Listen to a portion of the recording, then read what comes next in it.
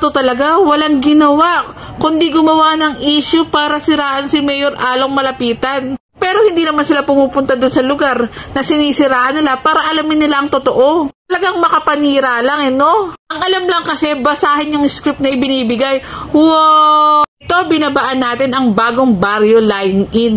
Para tignan itong mga sinasabi ng mga detractors ni Mayor Along Malapitan. Pagpasok mo pa lang sa bagong baryo lying in, makikita mo na agad na malinis, maaliwalas, at maayos. Meron din security card at front desk para i-assist ka sa mga kailangan mo at mga katanungan mo. Yung mga kwarto dito tulad ng NTP, ultrasound, mapapawaw ka sa linis. Tapos yung mga sinasabi nilang walang gamot, ayan kitang-kita ang daming gamot. All services po dito ay free. Then, ang kagandahan dito, yung ultrasound mo, makukuha mo rin sa hapon.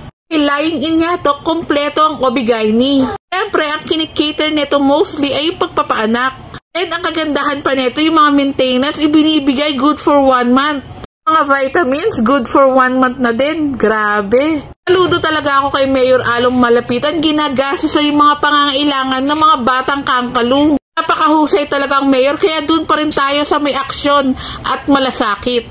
Pas tayo sa mga taong walang maikwentong magandang ginawa nila, kundi puro paninira. Wala nga bang plataforma?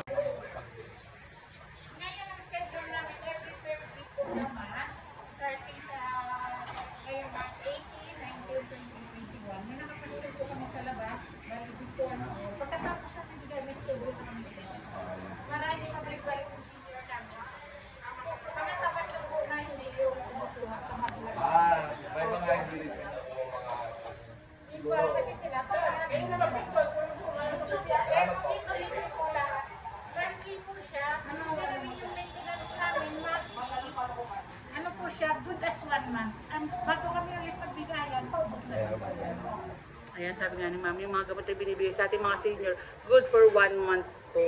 Opo, good for 1 month po siya. Kaya hindi sila pwedeng masabi na walang gamot. Pati hindi po sa... Ayan, libre ang gamot.